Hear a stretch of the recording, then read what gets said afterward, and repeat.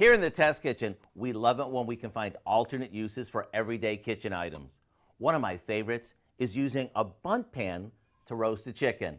It not only helps it stand on end while it cooks, but it also infuses it with all the goodness that we surround it with. Let me show you how easy it is.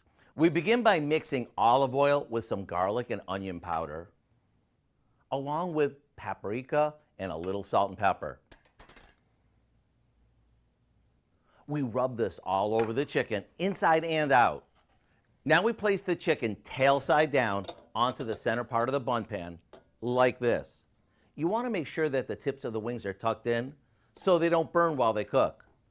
Then we surround the chicken with cut up carrots and onions, top those with some fresh thyme, and pour on some chicken broth and white wine.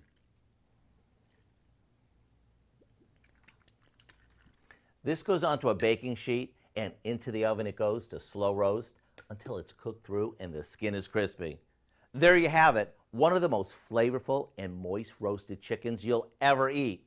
It sort of self-bastes as it cooks and picks up tons of flavors from the herbs and wine.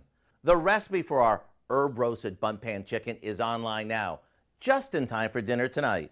I'm Howard in the Mr. Food Test Kitchen, where today we found a creatively delicious way for you to say, "Ooh, it's so good."